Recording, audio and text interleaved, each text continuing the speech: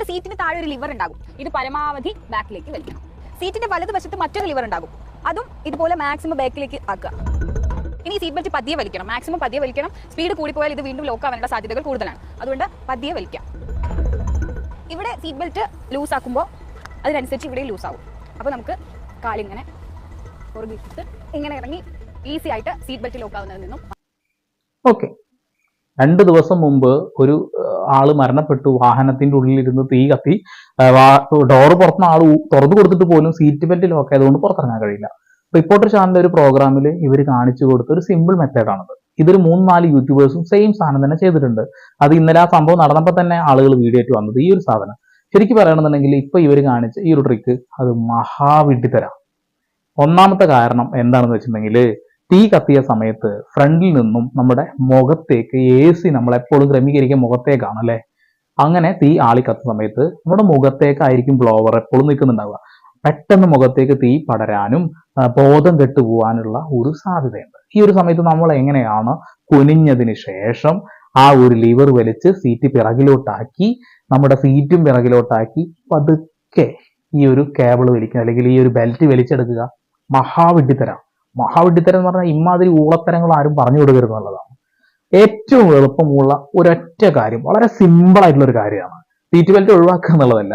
ഏറ്റവും സിമ്പിൾ ആയിട്ടുള്ള ഒരു കാര്യം എന്ന് വെച്ചിട്ടുണ്ടെങ്കിൽ, നമുക്ക് ആമസോൺ, ഫ്ലിപ്കാർട്ടിൽ നിന്നൊക്കെ വാങ്ങാൻ കിട്ടുന്ന ചെറിയ കീ ചെയിനിൽ അടങ്ങിയ നൈഫുകൾ, കത്തികൾ കിട്ടും. സ്റ്റെയിൻലെസ് സ്റ്റീലിന്റെ ഒക്കെ കിട്ടും. ഒറ്റ ഞെക്കലിന് തുറക്കുന്ന തരത്തിലുള്ള കത്തി. എന്നാൽ തുറക്കുന്നത് വലിയ കത്തിയൊന്നും ആവില്ല, ചെറിയ കത്തിയായിരിക്കും, പെൻ കത്തിയായിരിക്കും. പക്ഷെ SS-ന്റെ സ്റ്റെയിൻലെസ് സ്റ്റീലിന്റെ വാങ്ങുകയാണെങ്കിലുള്ള ഒരു ഗുണം, അതിന്റെ ഒരു കട്ടി കാഠിന്യം കൂടുതലായിരിക്കും. ഈ ഒരു സീറ്റ് ബെൽറ്റിന്റെ ഈ ഒരു സാധനം ഉണ്ടല്ലോ, ഈ ഇലാസ്റ്റിക് പോലെ സാധനം, ഇത് ഭയങ്കര ഹാർഡൊന്നുമല്ല. നല്ല മൂർച്ചയുള്ള ഒരു കത്തി കൊണ്ട് ഇങ്ങനെ ആക്കിയ തന്നെ അത് കീറി പോകുന്നത് നമ്മൾ കണ്ടിട്ടുണ്ട് അല്ലെ. ഈ ഒരു കീ ചെയിന് നിങ്ങളുടെ കാറിന്റെ കീ ചെയിനോട് കൂടി അറ്റാച്ച് ചെയ്ത് വെക്കുക. പെട്ടെന്ന് ഒരു ആവശ്യം വരുന്ന സമയത്ത് നമ്മൾക്ക് ഇത് പെട്ടെന്ന് എടുക്കാനും എളുപ്പമായിരിക്കും, ഞെക്കിയാൽ തുറക്കുകയും ചെയ്യും. പെട്ടെന്ന് ഇത് കീറി രക്ഷപ്പെടാനുള്ള ഒരു സാധ്യതയുണ്ട്. ഒരിക്കലും ഈ ഒരു സാധനം ലോക്ക് ആയിട്ടില്ല എങ്കിൽ ഇത് ചെയ്യാൻ കഴിയില്ല. പക്ഷെ നമ്മുടെ ബുദ്ധി ആ സമയത്ത് മരവിച്ചു പോയിരിക്കും. അതുകൊണ്ട് ഈ ഒരു ബാക്കിലോട്ട് സീറ്റ് ആക്കാനൊക്കെ വലിയ ബുദ്ധിമുട്ടാണ്. അതൊക്കെ ബ്രെയിൻ ഒരുപാട് വർക്ക് ചെയ്യണം, ഒരുപാട് പ്രോസസ്സാണ് ഇവർ പറഞ്ഞത്. സിമ്പിൾ പ്രോസസ്സാണത്. നിങ്ങൾ പലപ്പോഴും പറയാം ഈ കത്തി ഇതിൽ കൊണ്ടുവച്ച് നടന്നുണ്ടെങ്കിൽ പ്രശ്നമില്ലേ എന്ന്. അതായത് പെട്ടെന്ന് വല്ല ആക്സിഡന്റ് പറ്റി കഴിഞ്ഞാൽ അത് നമ്മളെ നെഞ്ചത്ത് കയറി നമ്മൾ ചാവില്ലേ. അതൊരു വലിയ മണ്ടത്തര. ഒരു വാഹനം ഇടിച്ചു കഴിഞ്ഞാൽ നമ്മുടെ നെഞ്ചാണ് സ്റ്റെയറിങ്ങിന്റെ മുകളിലേക്ക് പോവുക. ആ ഒരു സ്റ്റെയറിങ്ങിന്റെ അകത്തോട്ട് പോകുന്നില്ല ശരീരഭാഗങ്ങൾ. ഈ കീ ചെയിൻ ഇരിക്കുന്ന ഭാഗം, ഈ കീ ഇരിക്കുന്ന ഭാഗത്തേക്ക് നമ്മുടെ ശരീരം ആക്സിഡന്റ് സംഭവിക്കുന്ന സമയത്ത് എത്താറില്ല എന്നുള്ളതാണ്. പിന്നെ അത്രയും വലിയ ഒരു കത്തിയല്ല നമ്മളവിടെ പറഞ്ഞിട്ടുള്ളത്. ഒരു 2 ഇഞ്ച് നീളം മാത്രം മതി ആ ഷാർപ്പ് ഇരിക്കുന്ന ഭാഗത്തേക്ക്. ഓക്കെ, ഇപ്പൊ ഓൺലൈനിലൊക്കെ നമുക്കിത് വാങ്ങാൻ കിട്ടും. പല ആളുകളുടെ കയ്യിൽ ഞാനത് കണ്ടിട്ടുമുണ്ട്. അതായത് ഭയങ്കര ഷാർപ്പാണത്. ഈ ആപ്പിളൊക്കെ മുറിക്കാനും അല്ലെങ്കിൽ ചെറിയ സാധനങ്ങളൊക്കെ ഇങ്ങനെ കട്ട് ചെയ്യാനൊക്കെ ഉപയോഗിക്കുന്നത് ഞാൻ കണ്ടിട്ടുണ്ട്. അപ്പൊ ഞാൻ അപ്പൊ തന്നെ മനസ്സിലാക്കിയിട്ടുണ്ട് ഇങ്ങനെ ഒരു ഗുണമുണ്ട്, ഒരു യൂസ് ഉണ്ട്. അത് കൃത്യമായിട്ട് നമ്മൾ നോക്കിക്കഴിഞ്ഞാൽ മനസ്സിലാവും. ഇതാണ് ഏറ്റവും എളുപ്പമുള്ള ഒരു പരിപാടി. ഇനി തീ പിടിക്കുന്നതിനെ കുറിച്ച് പറയാം. ഇപ്പൊ ഒരു വാഹനം തീ പിടിക്കുകയാണ്. തീ പിടിക്കാനുള്ള പ്രധാനപ്പെട്ട കാരണങ്ങൾ എന്തൊക്കെയാണ്? ഹൈ ഫ്ലെയിമബിൾ ആയിട്ടുള്ള ഈ ഗ്യാസ് ലീക്ക്, AC-യുടെ ഗ്യാസ് ലീക്ക് വന്നാലോ, അല്ല പെട്രോൾ കുപ്പി അങ്ങനെ എന്തെങ്കിലുമൊക്കെ വാഹനത്തിന്റെ ഉള്ളിൽ വെച്ച് കൊണ്ടുപോകുന്ന സമയത്തോ, അല്ലെങ്കിൽ ഷോർട്ട് സർക്യൂട്ടും കാര്യങ്ങളൊക്കെ ആയിട്ടൊക്കെയാണ് ഈ പ്രശ്നങ്ങൾ ഉണ്ടാവുന്നത് അല്ലെ. ഓക്കെ, പല ആളുകളും ഈ ഇതിന്റെ ഡാഷിൽ നിന്നുമാണ് കറണ്ട് എടുക്കുന്നത് ഞാൻ കണ്ടിട്ടുള്ളത്. പലപ്പോഴും ആളുകൾ എക്സ്ട്രാ ഫിറ്റിംഗ് ചെയ്യാൻ വേണ്ടിയിട്ട് ഇതിന്റെ ഈ ഒരു ഭാഗം പൊട്ടിച്ച് ലൂപ്പ് ചെയ്ത് വയറിങ് ചെയ്യുന്നത് കണ്ടിട്ടുണ്ട്. ശരിക്കും പറയുകയാണെങ്കിൽ മഹാവിഡ്ഢിത്തരാണത്. അതായത് ഈ ഒരു കാര്യം ഒരിക്കലും പ്രൊമോട്ട് ചെയ്യാന്ന് വിചാരിക്കരുതേ. ഓക്കെ, എക്സ്ട്രാ ഫിറ്റിങ്ങിനോടൊന്നും ഞാൻ യോജിക്കുന്നില്ല. ഗവൺമെന്റിന്റെ നിയമപ്രകാരമുള്ള കാര്യങ്ങൾ മാത്രം ചെയ്യുക എന്ന് ആദ്യം തന്നെ ഓർമ്മിപ്പിക്കുകയാണ്. ഒരു മെസ്സേജ് ആയിട്ട് കണ്ടാൽ മതി. നിങ്ങൾ അങ്ങനെ എന്തെങ്കിലും എക്സ്ട്രാ ഫിറ്റിംഗ് ചെയ്യുകയാണെങ്കിൽ, ചെയ്യാൻ പാടില്ല, ചെയ്യുകയാണെങ്കിൽ നിങ്ങൾ ഡയറക്റ്റ് ബാറ്ററിയിൽ നിന്നും കറണ്ട് എടുത്തതിന് ശേഷം ഒരു ട്രിപ്പിംഗ് സിസ്റ്റം, അതായത് ഒരു ഷോർട്ട് സർക്യൂട്ട് വന്നാൽ ട്രിപ്പ് ആവുന്ന തരത്തിലുള്ള ഒരു സിസ്റ്റം സെറ്റ് ചെയ്തതിന് ശേഷം മാത്രം നിങ്ങൾ എന്താണോ ഉപയോഗിക്കുക എന്നുള്ളതാണ്.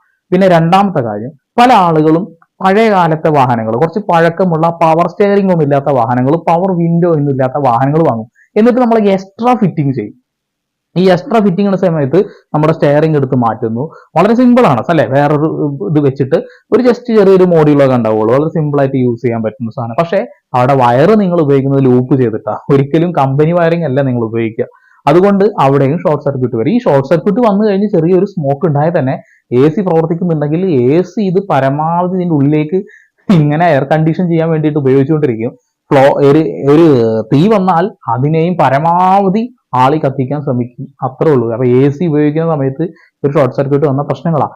അപ്പൊ പരമാവധി നിങ്ങൾ പഴയ വാഹനങ്ങൾ വാങ്ങുന്ന ആളുകൾ, ആ വാഹനം കണ്ട് ഇഷ്ടപ്പെട്ടാണ് വാങ്ങുന്നത്, അതിൽ പവർ സ്റ്റിയറിംഗ് ഇല്ലെങ്കിലും കുത്തിക്കയറ്റാൻ ശ്രമിക്കാതിരിക്കുക, പവർ വിൻഡോ ഇല്ലെങ്കിലും കുത്തിക്കയറ്റാതിരിക്കാൻ ശ്രമിക്കുക. കാരണം ഇതിനു വേണ്ടി ഉപയോഗിക്കുന്ന വയറിങ് വളരെ മോശപ്പെട്ട സാധനങ്ങളാകും യൂസ് ചെയ്യേണ്ടാവുക. ഇനി എത്ര ക്വാളിറ്റി ഉള്ളതാണെങ്കിലും കമ്പനി കൊടുക്കുന്നതിന്റെ പുറത്തേക്ക് നിങ്ങൾ എന്തെങ്കിലും ചെയ്ത് കഴിഞ്ഞാൽ അതിന്റെ പ്രശ്നങ്ങൾ ഉണ്ടാവും, അല്ലെ? അപ്പോൾ തീ കത്തിയിട്ട് ആ പാവപ്പെട്ട മനുഷ്യന്റെ ഉള്ളിൽ നിന്ന് പുറത്തു വരാൻ കഴിയാതിരുന്നത് ആ ഒരു സീറ്റ് ബെൽറ്റ് ലോക്ക് ആയതുകൊണ്ടാണ്. പുറത്തുനിന്നുള്ള ആള് ഡോർ തുറന്നിട്ട് രക്ഷപ്പെട്ടോളൂ എന്ന് പറയാൻ ചെയ്ത് അയാൾക്ക് എത്താൻ കഴിയുന്ന കാരണം തീ ഇങ്ങോട്ട് വന്നുകൊണ്ടിരിക്കുകയാണ്. മറ്റുള്ള ഗ്ലാസുകളൊക്കെ പൊട്ടിക്കുകയാണെന്നുണ്ടെങ്കിൽ തീ ചിലപ്പോൾ തുറന്ന ഭാഗത്തേക്ക് വരില്ലായിരുന്നു. എയർ സർക്കുലേഷൻ ഇങ്ങോട്ട് വരുമ്പോൾ ഇങ്ങോട്ട് വന്നതാണ്. ആളെ കുറ്റം പറയാനൊന്നും പറ്റില്ല, ആള് പരമാവധി ശ്രമിച്ചിട്ടുണ്ട് രക്ഷപ്പെടുത്താൻ. സ്വയം രക്ഷപ്പെടാൻ അദ്ദേഹത്തിന് കഴിഞ്ഞില്ല. അപ്പോൾ നിങ്ങളുടെ കീ ചെയിനിന്റെ കൂടെ ഒരു ചെറിയ കത്തി, ഇതിപ്പോ ചില ആൾ മാരകായുധങ്ങൾ കൈ കൊണ്ട് കിടക്കുന്ന തെറ്റല്ലേ എന്നൊക്കെ പറയും. മാരകായുധം പെടൂല, ചെറിയ കീ ചെയിനാണ്. കീ ചെയിനിന്റെ മുകളിൽ പറയുമ്പോൾ എന്നാ ഡേഞ്ചർ ആണേനും, കാരണം കുറച്ച് ഷാർപ്പൊക്കെ ആക്കി വെക്കേണ്ടി വരും. SS വാങ്ങുക, സ്റ്റെയിൻലെസ് സ്റ്റീലിലായിരിക്കണം, ഒറ്റ ഞെക്കിൽ തുറക്കുന്നതായിരിക്കണം. ഒരിക്കലും 2 കൈ ഉപയോഗിച്ച് ഇങ്ങനെ തുറക്കുന്നത് വെക്കരുത്. കാരണം ആ സമയത്ത് ചിലപ്പോൾ ഒരു കൈയെ പ്രവർത്തിക്കാൻ പറ്റുള്ളൂ, മറ്റേ കൈ പ്രവർത്തിക്കണമെന്നില്ല. അപ്പൊ അത് പ്രത്യേകം ശ്രദ്ധിക്കുക. ഈ വീഡിയോ പരമാവധി ആളുകളിലേക്ക് എത്തിക്കാൻ ശ്രമിക്കുക. കാരണം മറ്റേ വീഡിയോ അത് ശരിക്കും ഒരു അബദ്ധം. നമ്മൾ അറിഞ്ഞുകൊണ്ട് വരുന്ന തീയല്ല, നമുക്ക് ഇങ്ങനെ ഓരോന്നോരോന്ന് ഊരി മാറ്റി രക്ഷപ്പെടാം. പെട്ടെന്ന് സംഭവിക്കുന്നതല്ലേ. പെട്ടെന്ന് സംഭവിക്കുമ്പോൾ നമ്മൾ എന്ത് ചെയ്യാനാ? മുന്നൊരു പ്രഗ്നന്റ് ആയ ഒരു സ്ത്രീ അവരുടെ ഭർത്താവ് ഒരുമിച്ചിട്ട് ഇതേപോലെ വാഹനത്തിൽ മരണപ്പെട്ടതാ. അപ്പോൾ പരമാവധി ഫ്ലെയിമബിൾ ആയിട്ടുള്ള വസ്തുക്കൾ വാഹനത്തിൽ കൊണ്ടുപോകാൻ ശ്രമിക്കാതിരിക്കുക. പിന്നെ ഇത്ര എക്സ്ട്രാ ഫിറ്റിംഗ് ചെയ്യാതിരിക്കുക. ഈ ലൂപ്പിങ്ങും വയറിങ്ങും കാര്യങ്ങളൊക്കെ വളരെ അപകടം പിടിച്ചതാണ്. പിന്നെ പല ആളുകളും വാങ്ങുന്ന വാഹനങ്ങളുടെ ബിൽഡ് ക്വാളിറ്റി ഒക്കെ പക്ക മോശമായിരിക്കും. കാരണം വില കുറച്ച് ഈ ഒരു വാഹനം മാർക്കറ്റിൽ ഇറക്കുന്ന സമയത്ത് അവർ പരമാവധി അവർക്ക് ലാഭം ഉണ്ടാകുന്ന തരത്തിലുള്ള മെറ്റീരിയൽ ഉപയോഗിച്ചിട്ടുണ്ടാവുക. പെട്ടെന്ന് ഫ്ലെയിമബിൾ ആയിട്ടുള്ളതും സ്മോക്ക് വരാൻ സാധ്യതയുള്ളതൊക്കെ ഉള്ള സാധനങ്ങളാണ് ഇതിനുള്ളിൽ ഉണ്ടാവുക. എപ്പോഴും നല്ല ഹെവി സാധനങ്ങൾ, നല്ല റിച്ച് സാധനങ്ങൾ, നല്ല പൈസക്കാർ വാങ്ങുന്ന വാഹനങ്ങൾ, BMW അങ്ങനെയുള്ള സാധനങ്ങളൊക്കെ, അങ്ങനത്തെ വാഹനങ്ങൾക്കൊന്നും വലിയ പ്രശ്നങ്ങൾ ഇങ്ങനെ കണ്ടുവരാത്ത എന്തുകൊണ്ടാ വെച്ചാൽ ബിൽഡ് ക്വാളിറ്റി തന്നെയാണ്. അപ്പോൾ ഒരു ലോ വയറൊക്കെ യൂസ് ചെയ്യും. ചില ഈ ആളുകൾക്ക് വീട് പണിക്ക് കൊടുത്തു കഴിഞ്ഞാൽ, ഒരു കോൺട്രാക്ടർ കൊടുത്തു കഴിഞ്ഞാൽ പരമാവധി അവർക്ക് ലാഭം ഉണ്ടാക്കുന്ന തരത്തിലേക്കുള്ള ലോ ക്വാളിറ്റി സാധനങ്ങൾ ഉപയോഗിക്കും. അങ്ങനെയൊക്കെ തന്നെയാണ്, അല്ലെ? ഇപ്പോൾ ഈ AC പൊട്ടിത്തെറിച്ച് AC തീപിടിച്ച് വയറിങ് ഇതായിട്ട് ജിപ്സം ബോർഡ് കത്തി സ്മോക്ക് വന്ന് മരണപ്പെട്ട അങ്ങനെ ഒരുപാട് വാർത്തകൾ കേൾക്കുന്നതാണ്. ഇപ്പൊ അധികം ആയിട്ടില്ല ഇത്തരം വാർത്തകൾ കേട്ടുകൊണ്ടിരിക്കുന്നത്, അല്ലെ? അപ്പോൾ നിങ്ങൾ വളരെ സിമ്പിൾ ആയിട്ടുള്ള ആ മെത്തേഡ് തന്നെ, ഞാൻ പറഞ്ഞ മെത്തേഡ് തന്നെ സൂക്ഷിക്കുക, ചെയ്യാൻ ശ്രമിക്കുക എന്നുള്ളതാണ്.